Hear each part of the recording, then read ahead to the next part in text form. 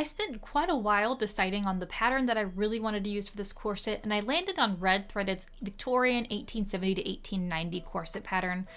So of course my first steps were to go ahead, cut my pattern pieces out, and start flatlining my fabric. To flatline, I just used a really basic quilter's cotton, something with a really fun fabric that made me happy. Nothing too crazy. One of the main details in this corset are these green panels along the sides. I made these patterns by lining up the tops of all of my patterns and kind of drawing out a line. I wasn't too concerned about the overlap at the bottom because it doesn't really matter too much. So long as I knew that the tops were lined up, I knew this was going to work well. With this particular project, my main goal was to try to be as precise as possible. A lot of reading that I had done on corsets, I mean, I'll be honest, this is my first real genuine reduction corset, indicate that precision is the biggest key element for getting a really lovely fit and for making everything look good. So I actually cut all of my pattern pieces without seam allowance and then carefully traced my seam allowance onto the fabric after I had traced the outline, being really, really careful to mark everything, once again, as precise as possible. So with the main structural elements of the corset, I actually cut all of the individual pattern pieces left and right side out one at a time instead of doubling up and folding my fabric and cutting them both at the same time, just to help make sure that everything was on grain. Since this green was just kind of more of a fashion layer, I wasn't quite as concerned as I was with the other ones. But once I got everything cut out, I tried to work with both sides of the corset at the same time to make sure that I had the right pieces with the right side and the left pieces with the left side, because I know myself and I don't always label things as clearly as I need to for future Haley. Past Haley's just like, she'll know, and then I never do. Once the green cutout panels were lined up with their respective pattern pieces, I just took them over to my sewing machine and I once again stitched around the edges, effectively flatlining them. At this point, it was time to start actually putting my pieces together. I think I had spent probably 2 days on this. I was working incredibly slow as I had wisdom teeth taken out that Monday, and I was trying to just spend the rest of the week slowly putting this corset together. Ugh, it was not a fun time. Once again, because I was trying to be really precise, as I was lining up my pattern pieces, I took special care to try to find all of the different markings and really match them up. I also set my stitch length to one that's much smaller than what I would normally do to help really reinforce this seam. A longer stitch length, may have been prone to snapping, and that would not be good for a corset. Oh, and another thing, though I think this is likely overkill. As I stitched my layers together, I would try to do my best to work from one end of the corset to the other very consistently. So I picked either going top to bottom, and I did that on every single seam, or bottom to top. I tried not to go top to bottom, bottom to top, back and forth like that, just in case my feed dogs would pull the fabric in a specific way that would mess up the way that it's actually supposed to be put together.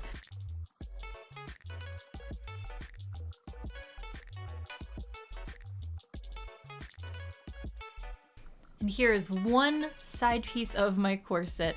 I really tried to put off putting the center panel in for quite a while as I got really, really nervous.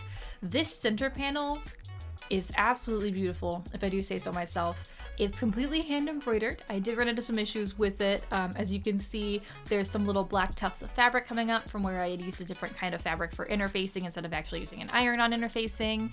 I used this very, very tricky, very particular metallic thread. It liked to snap, it liked to break, but it was also absolutely worth it. One of the big things that I got a lot of questions about when I was posting this embroidery progress to my stories is how I got this really, really pretty ombre. The trick is I actually had 3 different colors of metallic thread, and I would pick a spot and I'd go, okay, this is the darkest spot. This is going to be where I use the deepest gold that I have. And as I moved away from that spot, I would then start to mix in the other color. So let's say I would start with my 2 gold threads as my center, then I would do a gold and a medium tone, and I would use the rest of that, and then I would go medium tone, use the rest of that, then I'd go medium, light, use that, and then light, light. So it would take a little bit, and I really had to be really, really careful with where I was laying this ombre down and what points I was choosing as my lowest and highest and how achievable that was. But as you can see, it turned out pretty nice, and my gradients are very, very smooth. As with most embroideries, the back of this is not quite as pretty as the front, but I did finish all of my embroideries by separating my threads and tying knots. This, I felt myself going incredibly overkill. There were a couple of sections where I tied 5 or 6 knots because they covered wide patches of the fabric, and I really wanted to make sure it was nice and secure. And here we go. This is the first test with the middle panel pinned in place. I didn't even have it sewn in at this point, but I was so incredibly excited. Oh my goodness, it was so much prettier than I could have even anticipated. Now, I guess this is the point where I should say the insides were not quite so pretty. There's a lot of hand stitching, but you have to do what you have to do.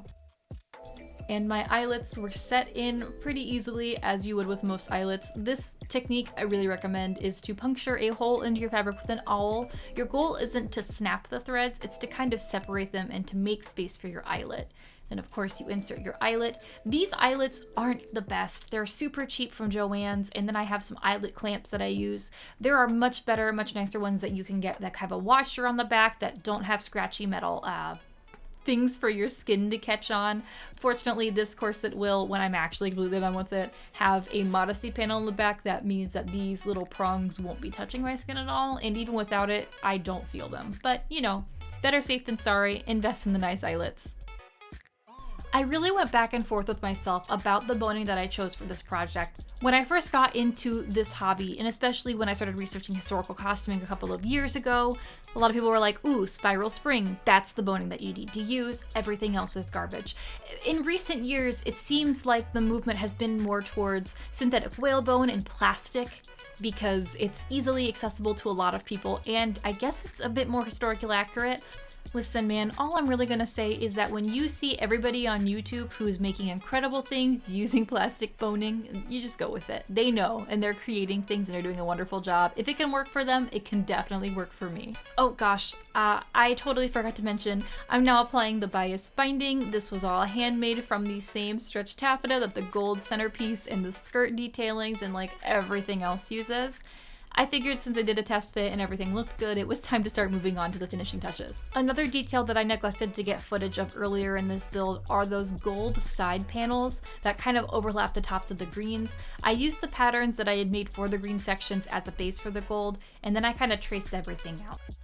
And then one of the really charming details about this art that I just kind of fell in love with, I mean, there's so much to fall in love with, it's so beautiful, is this nice little sort of swirly design that's along the top of the bust, right by the moon, and I really wanted to make sure that I incorporated that.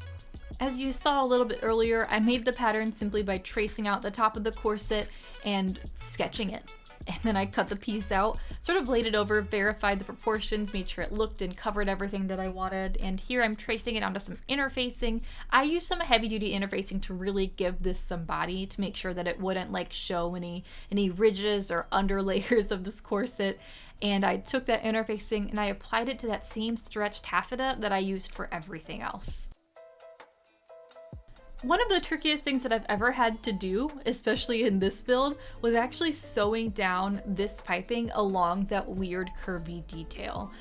Because it had some really weird complex shapes, especially like the very tight circles. I'd never done piping, first of all, to this extent. This is really my first costume that involves a lot of piping. But then also, I'd never done piping around such tight curves. I took my time and I tried to navigate it with my sewing machine as best as I possibly could, and while it's maybe not the absolute prettiest thing in the world, it gets the job done, and fortunately it's only hand stitched onto the corset, so if I really hate it, I can always rip it off later. And finally, after applying some little gold half pearls with gem tack, this corset was done. This was such a labor of love, and it took me so much longer than I ever could have imagined. I don't know why it took me like 3-4 weeks almost, but I'm glad that I took my time and that I tried to make it as nice as possible. There are obviously things that could be so much better about this, as with literally any project, but for my first real corset and for the first piece that I can really call done for Maghda, I'm really pleased with this.